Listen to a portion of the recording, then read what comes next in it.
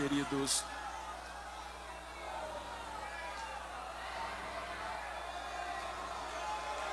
glória a Deus.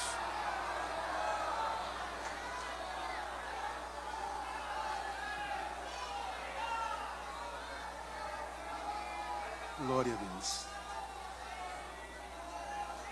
Senhor presidente desta igreja e da convenção, pastor Dari Ferreira, antes que eu transmita-lhe a saudação, quero transmitir a saudação do meu pastor, segundo vice-presidente da nossa convenção, pastor Anóbio Tavares de Lima, pois quando pedi a autorização para me deslocar para cá, ele pediu de forma carinhosa que lhe transmitisse um forte abraço e saudações.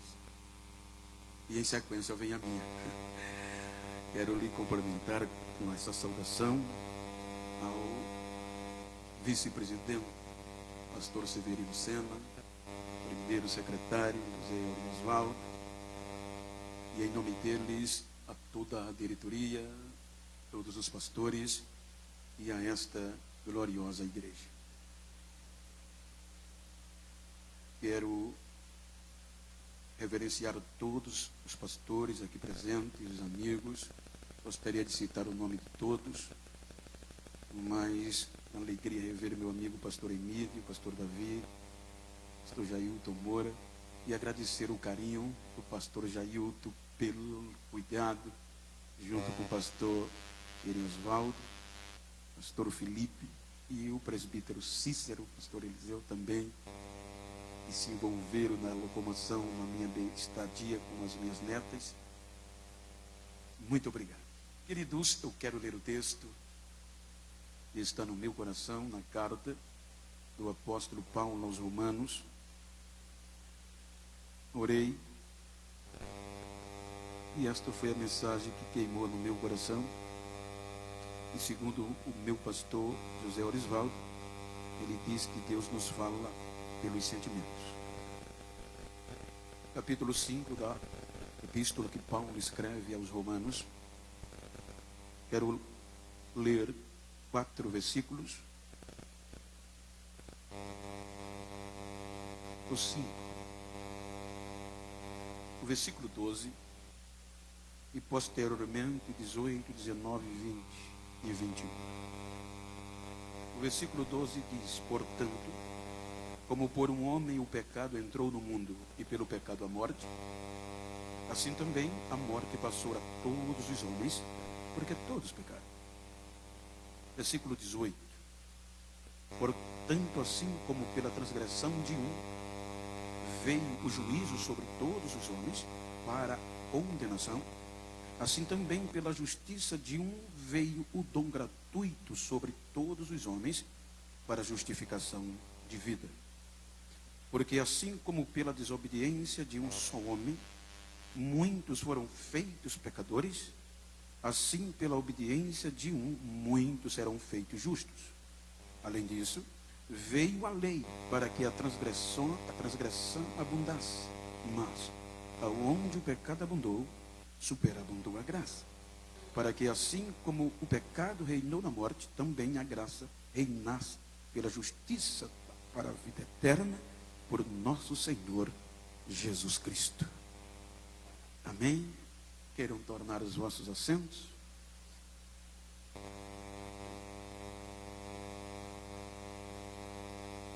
Queridos, quero tomar por base esse texto para trazer-lhes uma mensagem estimulativa, para que nós continuemos com esta esperança.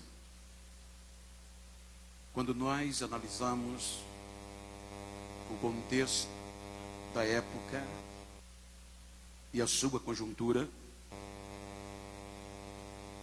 eu creio que poucos imaginariam a contundência dessa escrita e o que ela poderia fazer através da história da igreja. Os irmãos hão de convir que pelo contexto Paulo escreve esta carta como um devedor. Porque no capítulo 15, versículo 23, o apóstolo Paulo, ele menciona que por muitos anos desejou ir a Roma, mas foi impedido. No capítulo 1, salvo engano, versículo 14, ele diz que é um devedor, tanto a gregos como a bárbaros. E no contexto do capítulo 1, ele pede que para os irmãos não serem ignorantes. Ele vai justificar o porquanto insistiu tanto de ir a Roma e por algum motivo era impedido. Então é quando ele vai abrir o coração para dizer: agora eu creio que não há mais impedimento. E a minha alegria está entre vocês para pregar o Evangelho. Portanto, ele sabia que no momento, possivelmente de Corinto, ele não podia ir até a Roma. Ele vai, com a ajuda do escrivão Tércio, escrever a carta à igreja em Roma. Uma igreja estabelecida na capital do império, o mais poderoso e o mais vasto, tanto no contexto político, como também no econômico e no militar. E os irmãos que ali se congregavam, provavelmente vieram da diáspora. Judeus, cristãos e gentios, que conheceram o Evangelho no dia do Pentecoste. Então, partindo de um pressuposto, que Paulo escreve a carta 56 anos depois de Cristo, implica-se dizer que já se passavam um pouco, aproximadamente 23 anos depois do Pentecoste, ou 33 anos. Então, quando nós observamos, os irmãos hão de convir que ele escreve esta carta para um povo chamado os romanos, cristãos, mas com um caráter universal. Então Paulo dá-se a entender que nem os irmãos acreditavam mais na sua ida. Aí ele se justifica e ele traz este conteúdo para fortalecer e dar resposta a um questionamento muito sério da época, porque ninguém nunca tinha feito o que ele fez, até porque ele foi salvo para isso, ser apóstolo aos gentios. Então é quando ele vai dar resposta, porque o questionamento era: como o ser humano pode se chegar a Deus e ter comunhão com Ele? Então Paulo vai dissertar na carta, e ele usa muito o contexto jurídico para esclarecer os irmãos, sobretudo no capítulo 5, o reino da morte e do pecado. 1738, encontramos uma reunião de oração feita pelos cristãos moravianos, um grupo de cristãos que foram expulsos da sua região nativa, muitos dos seus líderes decapitados e mortos pelo rei tirano, e sem tempo de se estabelecerem, quase dizimados, eles são acolhidos por um conde chamado Zinzendorf, e este conde lhes dá moradia e lhes serve como conselheiros. Então eles vão se estabelecendo e eles resolvem criar um relógio de oração em busca de um avivamento. Esta reunião de oração eram 24 horas por dia, 7 dias por semana. 365 dias por ano. E a história diz, ininterrupta, 100 anos, este desafio. Pastor Ziel, em 1738, nestas reuniões, eles resolvem debruçar-se e estudar os comentários de Martinho Lutero acerca da carta de Paulo aos Romanos. E enquanto eles estudavam, uma pessoa se converte, e o seu nome era John Wesley, um dos maiores avivalistas da história da igreja. Vejam como esta carta, ela é fundamental para entendermos o que Deus fez por nós. Porque Paulo vai usar, veja que no versículo 14, eu não quis ser redundante, ele diz que o pecado e a morte reinam de Adão até Moisés. Ele vai usar no contexto 3 tempos, 3 períodos: Adão, a inocência sem lei; Moisés, a lei; e a graça, Jesus. Veja que ele é bem taxativo. A morte reinou até de Adão até Moisés. O reinar é poder absoluto. O reinar é domínio absoluto. Quando Paulo faz menção, ele usa o primeiro e o último. Então ele vai dissertar para mostrar como chega-se a Deus e tem comunhão com Ele.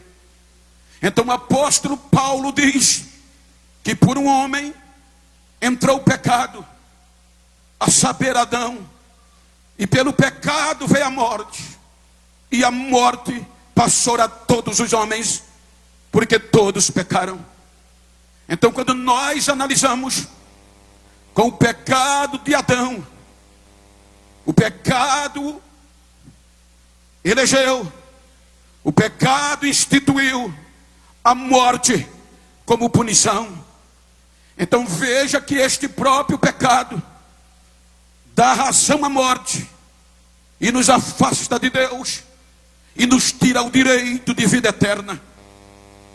O pecado tira de Adão o direito de vida eterna. O pecado levou o ser humano a um caos tremendo, igual ao de Lúcifer e dos anjos caídos. Porque o pecado foi o mesmo princípio de igualdade.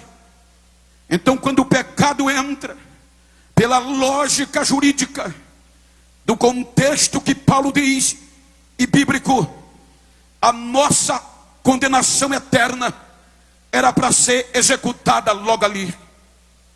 Veja que Paulo, quando fala deste assunto, quando Pedro no capítulo 2 fala desse assunto, ele trata de juízo, de contexto jurídico. Porque, com permissão dos juristas, dos que militam nesta área, sou leigo no assunto, mas por curiosidade, já havia uma jurisprudência do mesmo erro, e houve um julgamento com Lúcifer, houve um julgamento com os anjos, sem direito à apelação, sem direito a recurso, sem direito a habeas corpus. Foram condenados para o juízo final de forma direta. Então o pecado vem e contamina o ápice da criação de Deus, o ser humano. E quando ele comete o pecado, ele mesmo se torna réu convicto, confesso e convicto. Então, pela lógica da justiça, se não fosse pela graça, já era para sermos eliminados, afastados eternamente de Deus logo ali. Mas quando o pecado e a morte achava que ali ia haver um julgamento e um inferno definitivo, aí Deus protela e a graça vem. Ele não destrói o ser humano, Ele o destitui da sua presença. Ele o expulsa da sua presença. Traz sanções, mas não o condena. E Paulo, no contexto, diz que o pecado não foi imputado a Adão, porque não havia lei, e sem lei não há pecado. No período de Adão, a morte reina. Quando nós chegamos no capítulo 6 do Gênesis, o pecado, a morte e o inferno pede uma nova audiência condenatória. E desta hora tinha elementos robustos, elemento prazível para a nossa condenação. Veja que no capítulo 6 a epígrafe diz: degradação geral do gênero humano. Ninguém escapou. O pecado atingiu a todos, e a morte passou a todos, porque todos pecaram. Então a audiência, Deus sanciona, e Deus diz: me arrependi de os haver feito, porque o seu coração é mau e é ruim. Eu vou destruir, eu vou abrir mão deles, eu vou dar fim a eles. E o versículo 3, ele diz: o meu espírito não vai contender com ele para sempre. Em outras palavras, eu não vou investir, eu não vou interceder. E assina a destruição da terra e de todos os seres viventes, inclusive os seres humanos. Quando o pecado e a morte e o inferno achou que a audiência ia terminar de forma condenatória, aí Deus protela e usa o recurso pela fé. Ou seja, a Bíblia diz que Noé achou graça aos olhos de Deus. E graça é favor que não se merece, é atuar na miserabilidade do outro. A graça vem, e como juiz supremo não podia alterar a decisão, ele disse: vou destruir, mas eu vou preservar 8. O juízo vem. 8 almas humanas racionais e um casal de animais irracionais são preservados, de cada espécie. O dilúvio destrói. Parecia que era o fim. Capítulo 8 do Gênesis lembrou Deus de Noé. O único lugar geográfico que era o Éden de adorar era a igreja de Adão. O dilúvio, por conta do pecado, dizimou e destruiu o único lugar geográfico que Deus descia todos os dias. Capítulo 8 do Gênesis. Não havia lei. Aí Deus tira Noé da arca, na geração de Adão, e faz uma nova aliança de fidelidade. A geração de Noé comprometeu-se a ser fiel. Mas no capítulo 11, o pecado vem e domina e reina sobre a geração, e consequentemente a morte. Vem o capítulo 12, quando todas as famílias da terra, todos os seres humanos estavam dominados debaixo do reino do pecado e da morte, sem direito e sem força de vencê-lo. Aí Deus veio o capítulo 12 do Gênesis. Aí Deus diz: Abraão, sai da tua terra. E segundo a história, Abraão também estava envolvido no pecado com a sua família, pela idolatria universal. E Deus diz a ele que por meio dele vai abençoar todas as famílias da terra. Aí por meio de Abraão, Deus resolve eleger um povo espiritual que pudesse provocá-lo para ele descer e ser adorado. Então, por meio de Abraão, vem Israel. E quando Deus tira Israel do Egito, tira-o como escravo e o leva para a liberdade. O único povo na terra eleito em todo o Velho Testamento. Então, quando chegam na planície do Monte Sinai, aí Deus chama Moisés, e agora vai estabelecer a lei. Portanto, primeiro, Moisés, o povo tem que comprometer com aliança comigo. E o povo se comprometeu. Então, capítulo 24 do Êxodo, a aliança é feita. Então, agora, quando a aliança é feita, aí Deus diz: Moisés, agora eu vou descer de novo. Mas para mim descer e ser adorado pelos humanos, eu vou dizer o que você tem que fazer. Aí Deus geograficamente vai dizer a Moisés para fazer um lugar específico, o tabernáculo. Veja que todas as peças, todos os tecidos, a teracô, até a metragem, foi Deus que disse: faça assim e faça assim. Então Deus vai dizer, por meio da aliança, como Israel em si não tinha justificação para justificar diante de Deus pelo pecado universal, aí o sangue do animal puro, limpo, justificava a eles.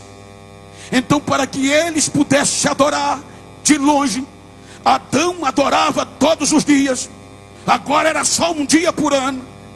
Então Deus institui sacerdotes, e um especial, o sumo sacerdote.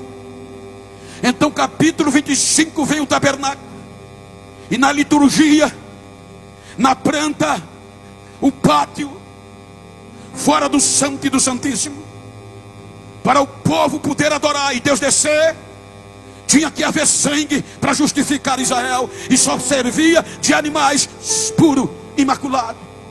Então o povo trazia os animais puros, limpos, e os sacerdotes imolavam no altar do holocausto.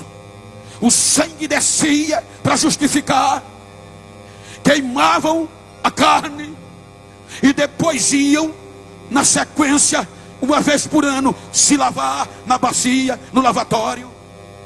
Depois que os sacerdotes se lavavam, aí vem o lugar santo. E para entrar no lugar santo, se havia um sorteio. Tinha obreiros, sacerdotes, que serviam a vida toda e nunca entraram no santo, porque era por sorteio. E aqueles que eram sorteados pegavam o altar, a vasilha do incensário, e entrava no lugar santo. Quando passava pelos pães, pelo candelabro, antes do véu que separava santo e santíssimo, estava o altar do incenso. Eles pegavam a vasilha e iriam dissolver pelo fogo o perfume que Deus instituiu no capítulo 34.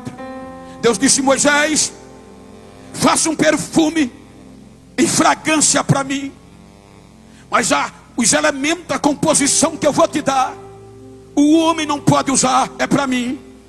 Você vai pegar o estoraque, a única, o gálbano e o incenso, tudo em igual medida, e vai queimar no altar. Então, o que acontecia? Como muitos animais eram mortos, muito sangue derramado, o cheiro do sangue e da carne atraía os insetos, todo tipo de inseto. Então esse incenso significava algo puro. Quando o sacerdote pegava o incensário, colocava em cima do altar do incenso, o fogo aquecia. E quando o fogo aquecia, essas resinas se dissolviam. E quando elas se dissolviam, elas exalavam uma fragrância que segundo a arqueologia, diz que há um raio de 3 quilômetros nos 4 pontos do tabernáculo, aonde tinha inseto, morriam pela pureza e o cheiro do incenso. Muitas moças judias não podiam entrar no tabernáculo, mas ficava a 1 quilômetro de distância e marcava o casamento para depois destes cultos, para serem impregnadas pelo cheiro do incenso. Então o incenso exalava, o incenso enchia o lugar santo, ele saía o cheiro na horizontal e pegava a vertical. Quando ele subia, a fumaça envolvia o sacerdote, e agora já não cheirava pecado lá em cima, o que cheirava era incenso. Quando Deus respirava, tem pureza, tem pureza. Aí o véu se abria e a glória descia no lugar santo, na arca. O sumo sacerdote entrava e Deus tratava com ele, e Israel era renovado e perdoado as suas ofensas. Essa era a liturgia. Agora vem o templo e segue a mesma liturgia. Agora existe um povo com lei. Quando Paulo diz Moisés, ele diz lei. Agora tinha um povo espiritual. Agora tinha na terra um lugar, de novo, que Deus disse: quando este povo, que se chama pelo meu nome, se humilhar,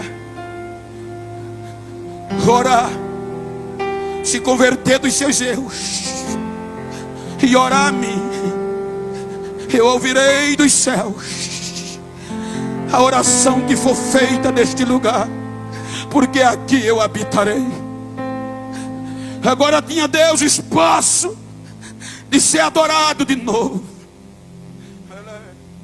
Agora tinha um povo que ligava terra e céu e terra, ligava o humano a Deus, a esperança de toda a terra, de todas as famílias. Mas a lei, veja que o texto que nós lemos diz que Deus deu a lei a Israel para destacar o pecado, para dizer: agora vocês sabem o que é certo e o que é errado. Agora vocês sabem ser santo e não ser. Mas a lei não foi capaz, nem o sangue de novilho, de vencer o reino do pecado e da morte. A morte e o pecado vêm. O pecado entra em Israel e afasta Israel de Deus. O pecado vem com a contundência tão grande que o único lugar agora de adoração é destruído e se torna cinzas. E de novo o pecado e a morte venceram.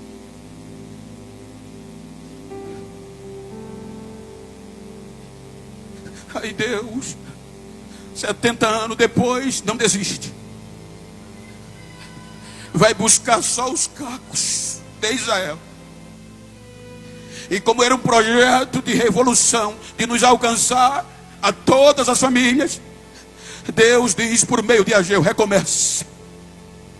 Eu não desisto de vocês.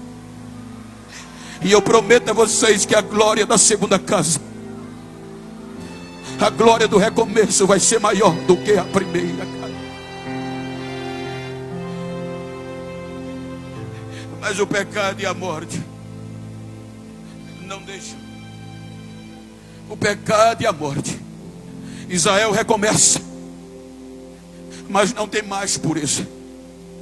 Veja que o último profeta do Velho Testamento, ele diz: aquela aliança que Deus disse, os animais do sacrifício tem que ser puro. Malaquias diz que a insensibilidade do povo de Israel foi tamanha, o pecado abundou de uma forma tamanha, que os animais que eles traziam para o culto de sacrifício eram cheios de bicheiras, de bichos. animais cegos e aleijados. E veja o que é que Deus diz. Vocês dizem pela boca de Malaquias que o Pai merece respeito e o Senhor merece honra. Se eu sou Pai, cadê o meu respeito? E se eu sou Senhor, cadê a minha honra? Ele diz: vocês estão dando mais valor e dando sacrifício melhor aos políticos de vocês do que a mim. Ele diz: vamos oferecer isso que vocês trazem para mim ao governador de vocês, ver se ele aceita. Aí agora vem o pecado e a morte e diz: não tem mais jeito, e pede uma nova audiência, conjecturando no contexto definitiva, porque o reino da morte ninguém venceu desde Adão até Moisés. O período da inocência e o período da lei, a morte com o pecado venceu tudo. Aí agora, com mais robustez ainda, aí vem o capítulo: Deus silencia. E no meio desse silêncio dá-se a entender, na minha visão, que é o que Deus mostra a João no Apocalipse. Capítulo 4, João, quando é revelado a ele por dentro do céu, ele vê um trono armado, um trono de julgamento. E no capítulo 5, ele diz que o próprio Deus pediu para o anjo ou os anjos procurar um promotor, procurar um homem que se pusesse diante dele e do ser humano para interceder e aceitar a sua causa. Ele disse: procure um homem, procure um advogado bom, que assumam a causa deles. E os anjos desceram, vasculharam tudo, e João diz que eles voltam com a resposta: ninguém, Senhor. Procuramos no céu, procuramos na terra, procuramos debaixo da terra, e ninguém foi achado digno de ter álibi, de ter apelação para desatar a sentença que está na sua mão. Ninguém foi achado digno de desatar o livro, nem sequer de olhar para ele. Era a nossa sentença condenatória. Porque quando Paulo fala aos gentios de Efésios, ele diz que neste período, ele diz: há tempo passados, vocês estavam mortos, condenados pelas vossas maneiras de viver. Ele diz: vocês viviam no mundo na concupiscência da carne, vivendo mortos, sem Deus, sem paz e sem aliança com Israel. Em outras palavras, vocês já estavam condenados, porque ninguém foi achado digno. De Adão até Moisés, a morte e o pecado venceu. Quando nós fazemos uma retrospectiva, olha o que Paulo diz, quando você conjectura com João: até aqui ninguém foi achado digno, no período do silêncio. Quando você vê, Paulo diz que o pecado entrou pelo homem, e Deus não imputou o pecado, porque não havia lei. Mas o pecado abunda, e o pecado vence com a morte a Adão. Eu estudei um pouco sobre o contexto do corpo de um cadáver, e eu achei interessante que quando um ser humano morre, por exemplo, se qualquer um de nós morrermos hoje, parou de respirar, acabou. Então vem um processo de autodestruição chamado decomposição. E o primeiro estágio da decomposição é a autólise. E esta autólise é o processo destrutivo do cadáver. E ela começa como? Primeiro, ela para a corrente sanguínea. Ela tem de 1 a 12 horas para cumprir esse processo.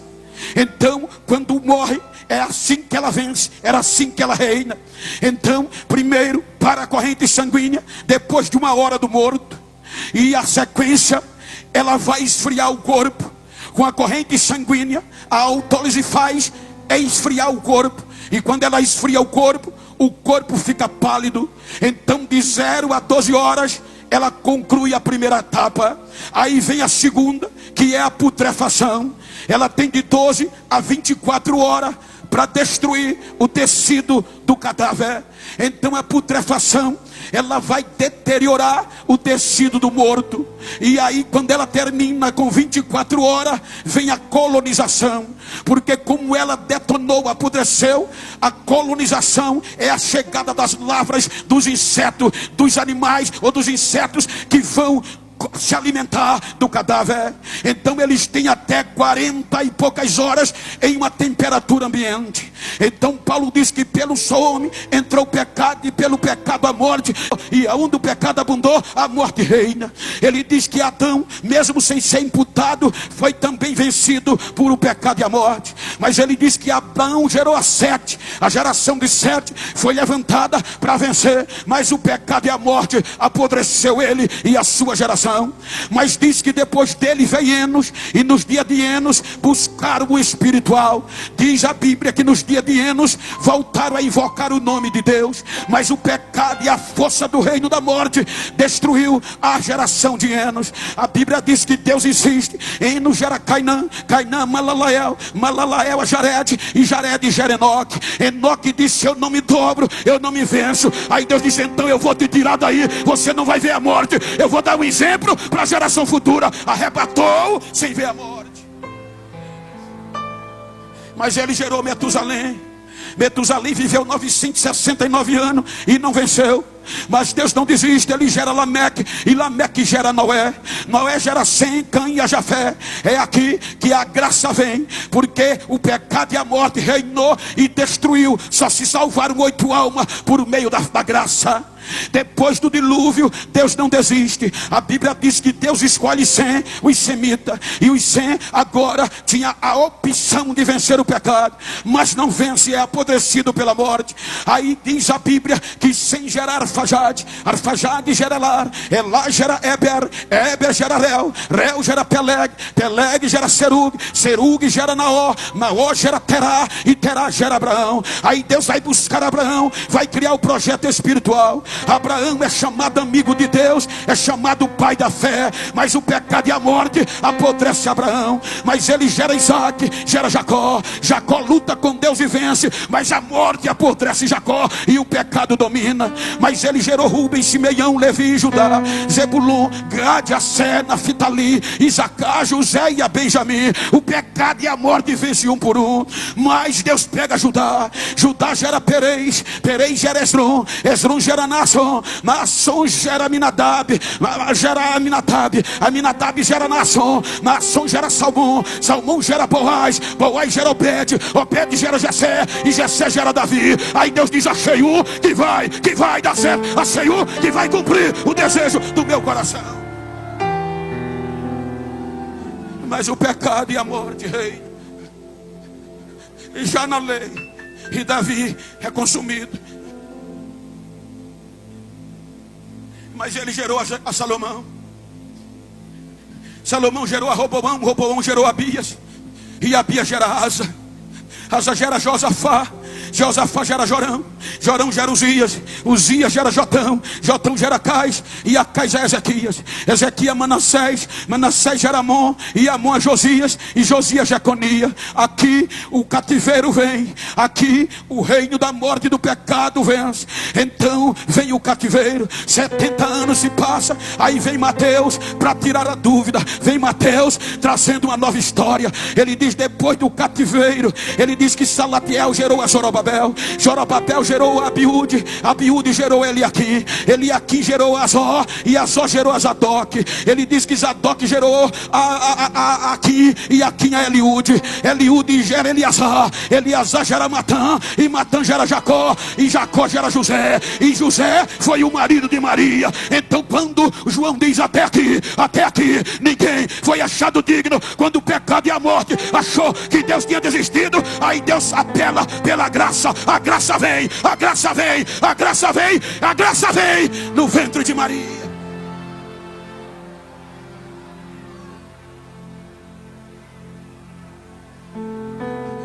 Até aqui a morte reina. Até aqui ninguém foi achado digno. Procuraram no céu, na terra e debaixo da terra. E ninguém quer assumir a tua culpa, nem a minha, nem a nossa, porque era irreversível. A morte reinava e o pecado abundava. Com base em Filipenses 2, uma voz eclode: eu vou, Pai, eu vou assumir a causa deles. Eu não vou desistir deles, Pai, porque para mim o Senhor os fez. Porque todas as coisas foram feitas por mim, sem mim nada do que foi feito se fez. Eles são meu, Pai. Então eu vou descer, eu vou me tornar um deles.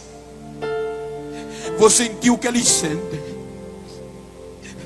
vou ser tentado como eles.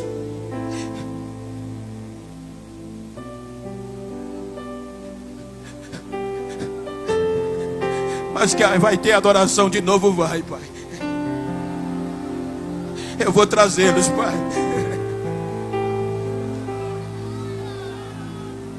O reino da morte pegava todos e jogava para baixo.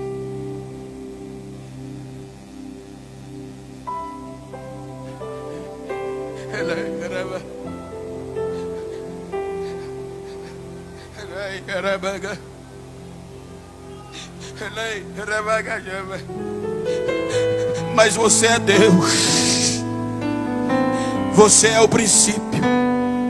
Olha que coisa linda, você é a sabedoria, você é o verbo, você é cheio de glória. Quem faria isso? Ele disse: eu vou abrir mão de tudo isso, Pai. Eu vou me despir da minha glória.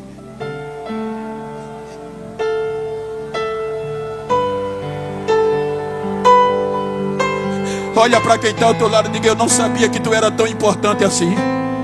Diga: a partir de hoje eu vou pensar 10 vezes antes de falar mal de você, porque agora eu sei o quanto você é importante.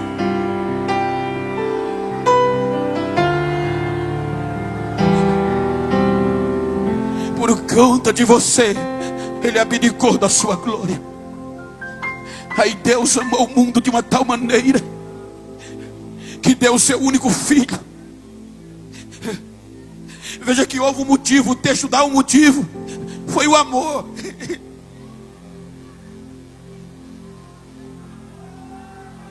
Porque o pecado, a morte, tinha elementos robustos para nossa condenação. Cumprindo a plenitude dos tempos, Deus enviou seu filho, nascido de mulher, debaixo da lei, para resgatar os que estavam sendo condenados pela lei. Ele vem e vem para restaurar o projeto original, Israel. Pela lógica, era a profecia de Ageu.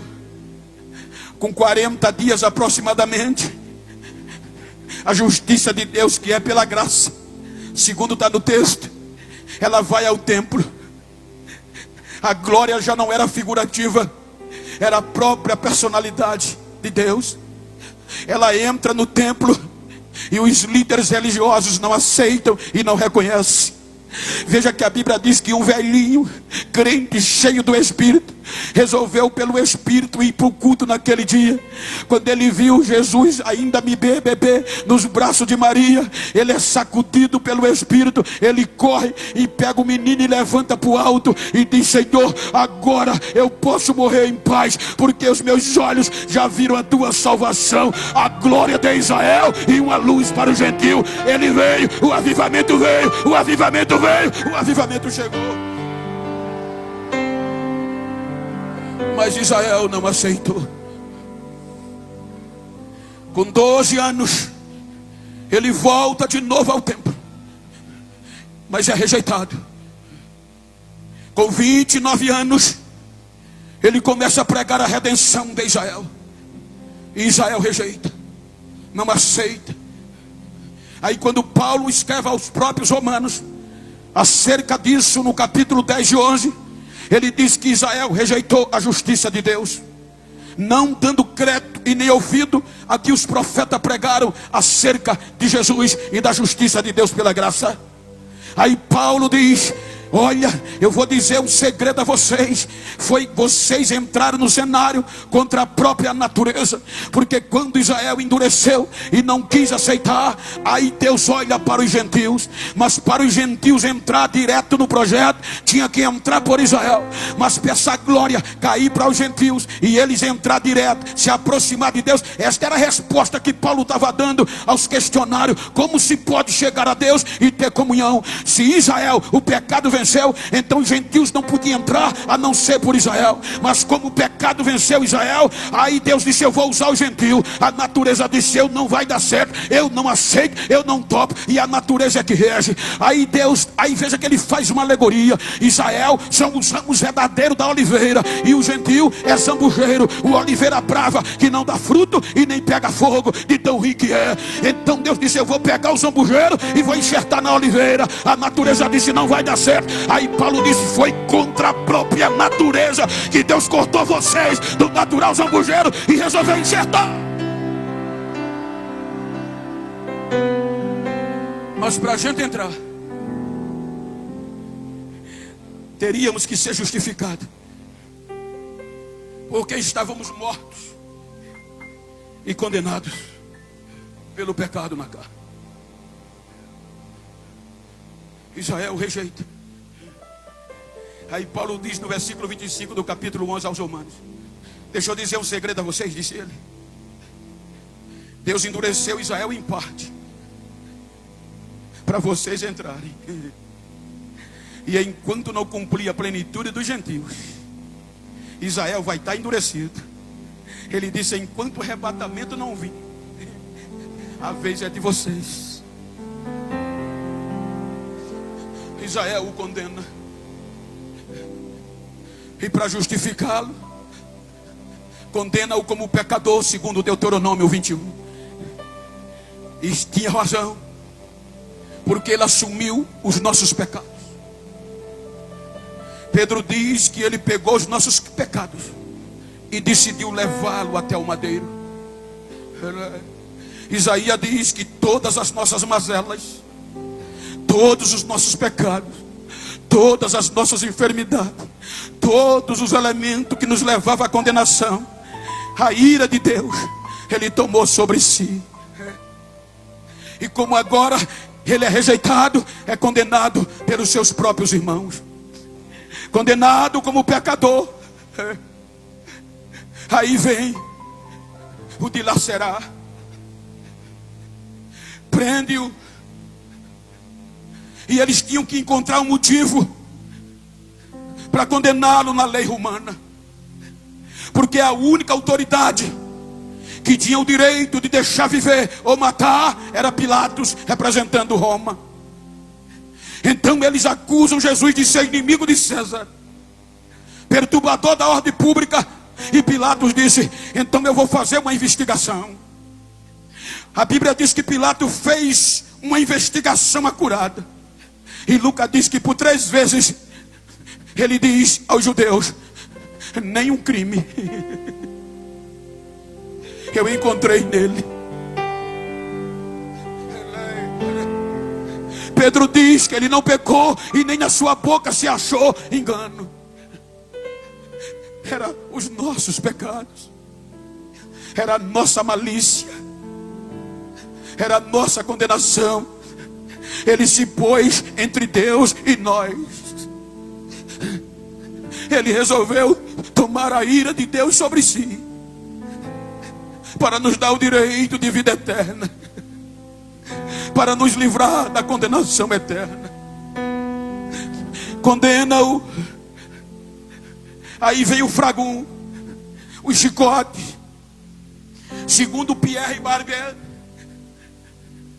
um homem que entende do corpo humano e fala da crucificação, no seu livro A Crucificação, ele diz que aquele chicote, as suas tiras eram grossas, de couro cru, e na sua ponta, na sua extremidade, chumbos e ossos de carneiros pontiagudos.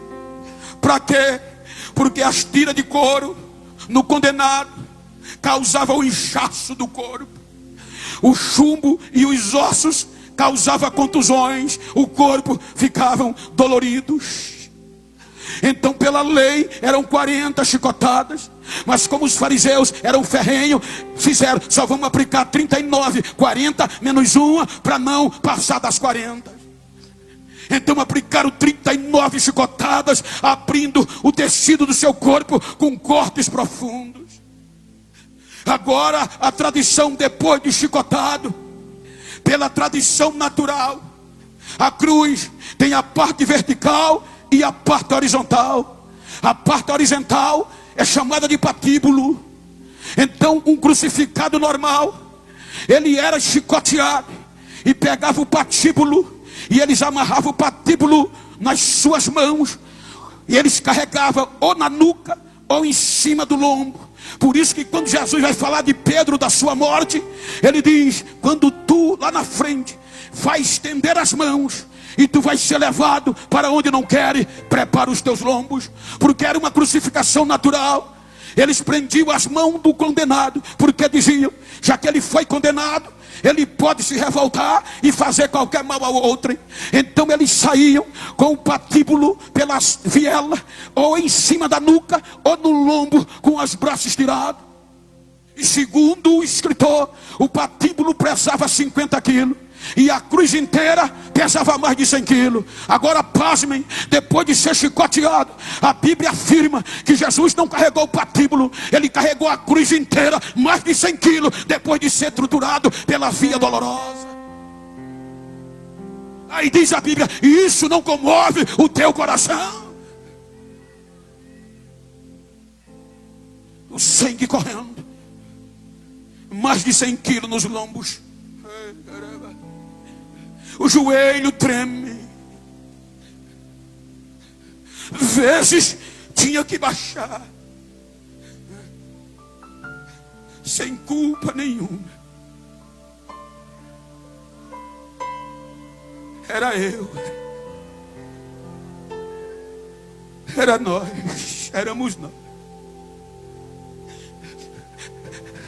Penduram 9 horas da manhã,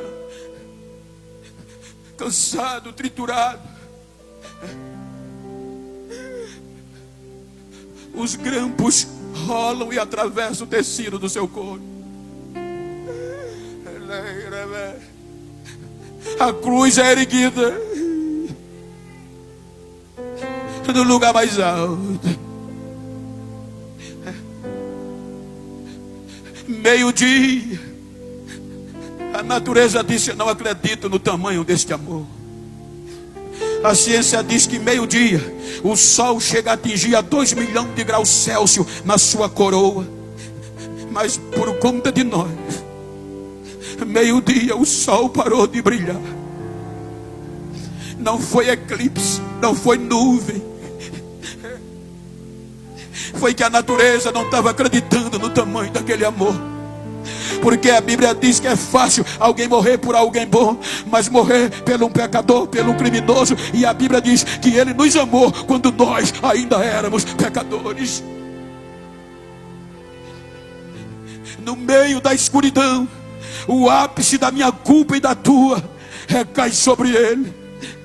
A ira de Deus vem sobre Ele. E como o meu e todos os teus, os nossos pecados estavam envoltos nele, aí afasta ele de Deus. O Espírito Santo deixa ele, e ele está só no alto da cruz. Deus, por que me deixasse só? Se fosse, pudéssemos ouvir a história, a voz bradou: é porque em 2024, filho, Campina Grande vai completar 100 anos de adoração. E para isso é preciso vencer.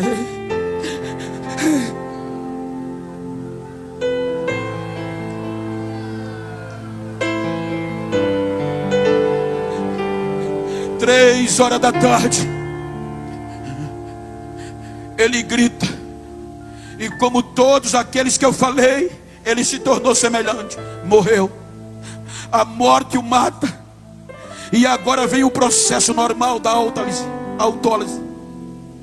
Agora o processo normal vem. Ele está morto 3 horas da tarde. A morte venceu. Só que dá 4 horas da tarde, ele ainda está crucificado. 5 horas, 2 horas depois, já era para decomposição ter entrado, mas ele ainda está pendurado. 3 horas depois, aí tiram ele da cruz. E para desprezo, pior desespero, José de Arimateia e Nicodemo joga ele no túmulo como qualquer outro. Agora a morte bate no peito e diz: acabou, agora não tem mais apelação.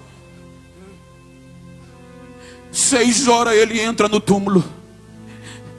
E a primeira fase da decomposição, esfriar o sangue, parar a corrente sanguínea e deixar o corpo pálido, vai até 12 horas. Dá 3 horas da manhã, 12 horas, e o corpo dele não fica pálido.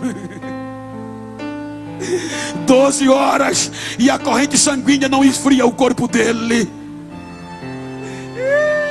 Por quê, pastor? Porque a Bíblia diz que os nossos pecados ficaram no madeiro, ficaram na cruz. Ele venceu lá, ele já entra.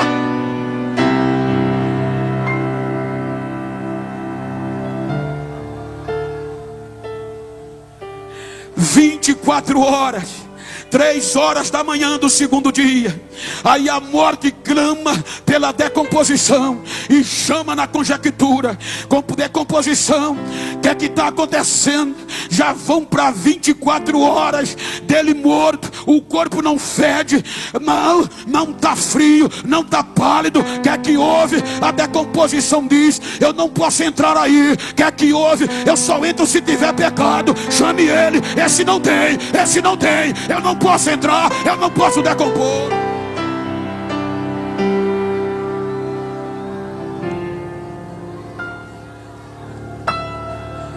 36 horas.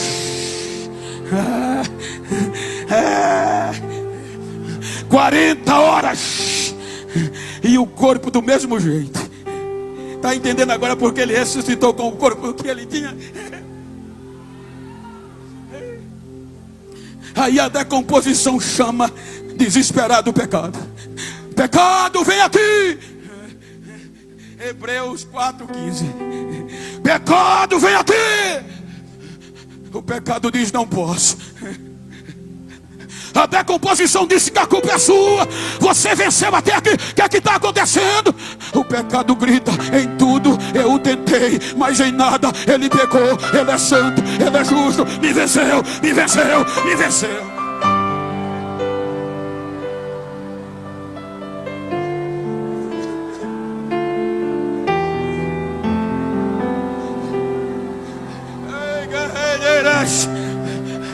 Aí papai manda o anjo descer, tira a pedra, ele vai voltar. 5 horas da manhã. Quem é que vai desesperado com um vasilha de bálsamo para embalsamar o resto mortais, para demorar mais? Maria Madalena e outras mulheres. Quando chega lá, tá vazio, tem mais ninguém. Começam a chorar. Aí o anjo diz: mulheres, porque vocês estão chorando? Porque roubaram o corpo do nosso mestre e nós não sabemos para onde levaram. Os anjos disseram: não, não roubaram não. Ele lembra que ele pregou, ele está vivo, ele não está mais aqui, porque ele já está vivo, ele venceu, ele voltou a viver, ele está vivo.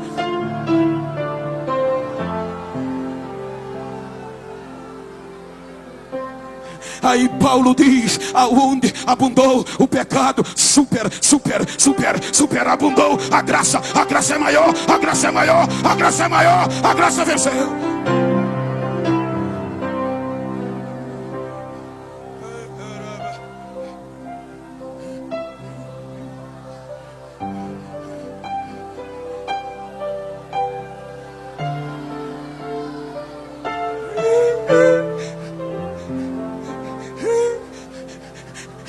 Ele vence.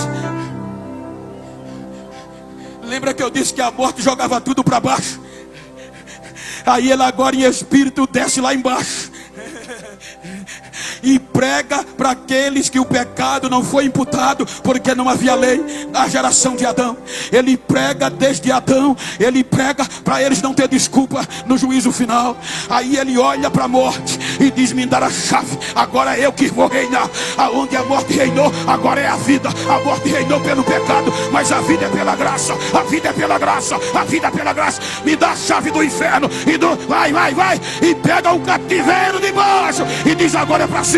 Quem está em mim é para cima, quem está em mim é para cima.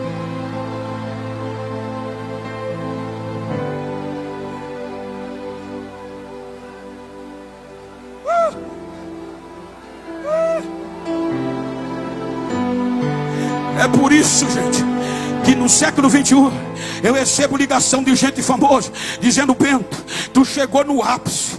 Todo mês tu viaja para pregar fora do Brasil. Tu prega nas maiores convenções, nos maiores congressos. Não precisa provar mais nada. Para que sua camisa? Para de pregar Pentecoste e Bíblia. A nova geração nem com lenço anda mais. Prega o coach, é bom, é bonito. Prega psicologia. Tu vai ganhar dinheiro fácil e tu vai ganhar dinheiro e muita agenda. Eu digo: não, eu não posso. Eu fui chamado para ser pentecostal. A minha identidade é pentecostal. Cadê a geração pentecostal? Ainda tem. Deixa eu ver quem vem comigo. Eu vou continuar pulando, eu vou continuar correndo, eu vou continuar falando línguas estranhas, porque é pela graça, é pela graça, é pela graça.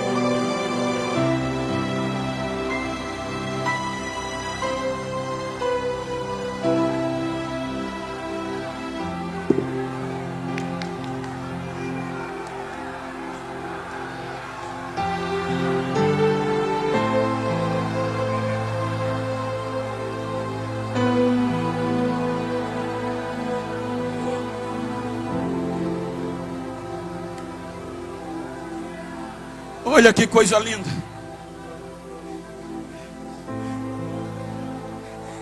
Com a chave da morte. Aí Paulo diz: a morte reinou só até Moisés. Ele volta para o julgamento. Davi sabia que quando ele vencia uma guerra que vinha para Jerusalém, os portões de Jerusalém não comportava a glória de um rei vencedor. Tinham que aumentar e alargar, e mesmo assim não cabia. Aí Davi profetiza do Espírito Santo: levantai a cabeça, aumente os portais da eternidade e deixai entrar o Rei da Glória. Quem é ele? É o Senhor, valente, poderoso na batalha. Ele entra no céu e João ainda chorava, porque o julgamento era condenatório. Aí um anjo com a voz grossa, forte, começou a gritar: João, precisa chorar mais não. Eis o leão da tribo de Judá, a raiz de Davi. Ele venceu, João. Ele venceu. E ele é digno de tomar o livro, de quebrar o selo e de o ler. Aí João diz que ele vai diante do que estava sentado no trono, pega a sentença condenatória, com todas as provas robustas. Ele diz: não, eu já inocentei, eu já paguei a sentença. Aí os 4 seres viventes, os 24 anciões, que nunca tinham o adorado, servia só o Pai, não resistiu. Olha o impacto que tu causou no céu. Eles caem do joelho nos pés de Jesus e começam a adorar e a dizer: digno tu és de tomar o livro, de desatar os selos e de o ler, porque tu morreste, mas estás vivo. Tu venceste e trouxeste para Deus povo, língua, raça e nação. O preto, o branco, o rico, o pobre, agora pode adorar sem véu, sem novilho. Agora é direto: terra, céu, céu e terra, terra, céu, céu e terra. Ei! Olha para quem está ao teu lado e diz: não tem mais véu. Diga para ele: não tem mais novilho.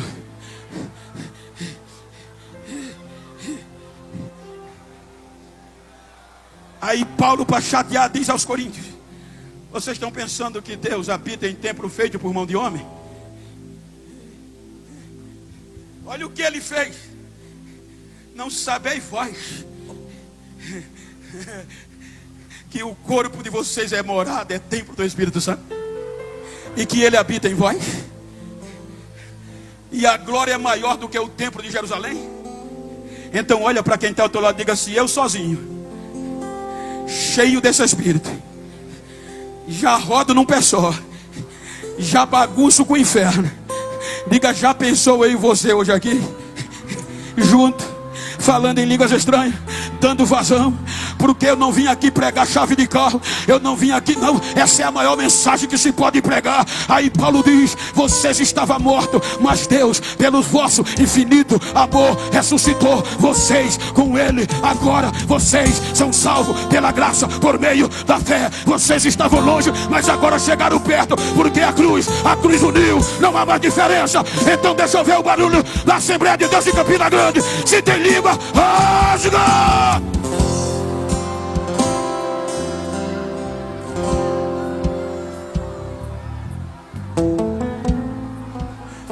O julgamento, doutor Emílio, é protelado.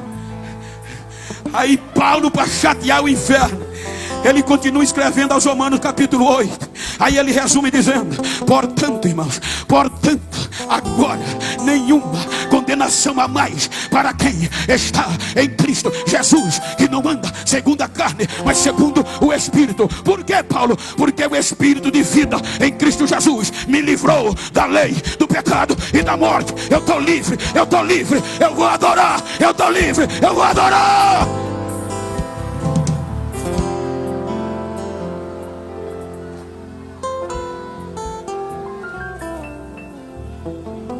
Fique de pé, por favor. Ei.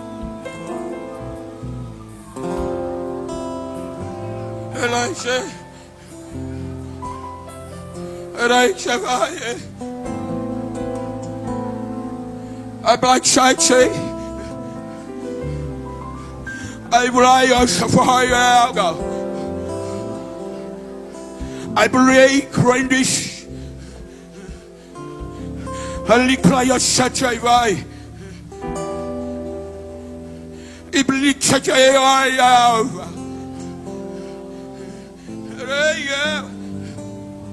And you break chacha vai. I'm breaking chacha shuru right one. And I break chacha vai. And get right. You break such a way, break that right, and let bring your son again.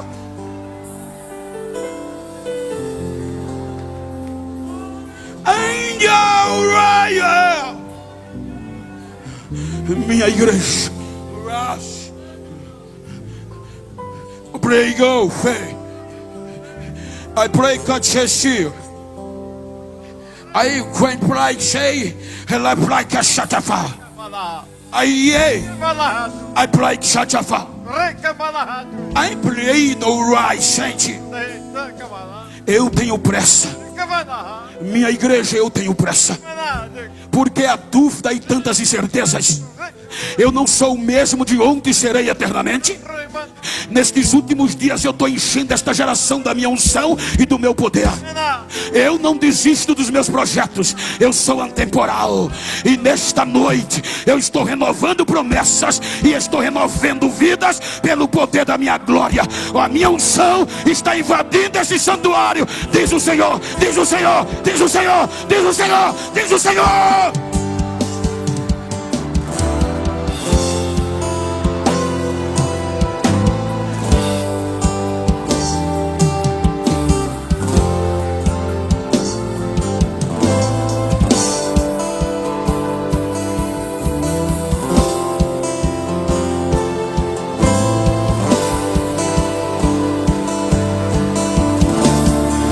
Com 30 dias falando com Deus. Eu estou com 30 dias dependendo de Deus. E Deus colocou no meu coração para pregar esta mensagem. Ei, se tu tem autoridades, ei crente, estenda a tua mão para o alto. Recebe aí esta pedra de fogo que está dentro de mim agora.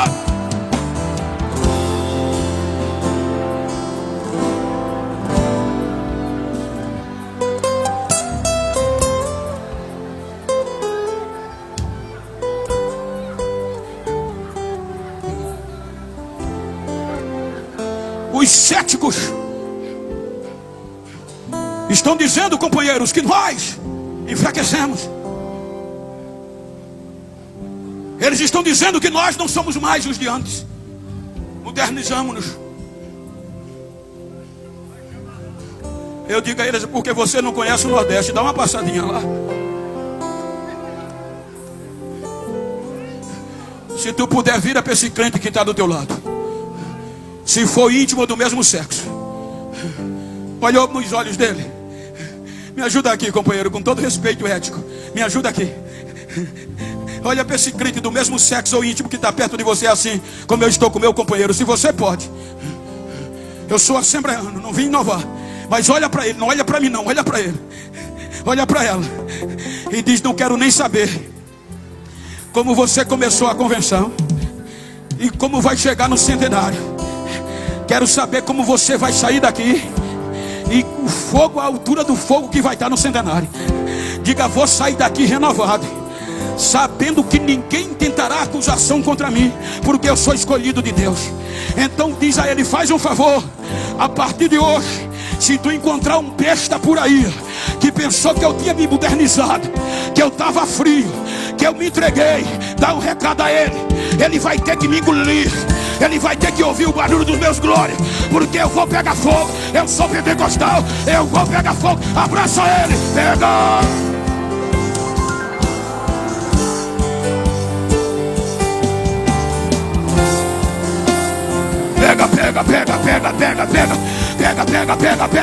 Pega. Eu estou na Assembleia de Deus. Tem muitas igrejas por aí que está falando línguas estranhas, mas não. A pandemia matou, mas Campina Grande é viva. Aqui pode, aqui dá lugar. Deixa eu ouvir o barulho. Vai.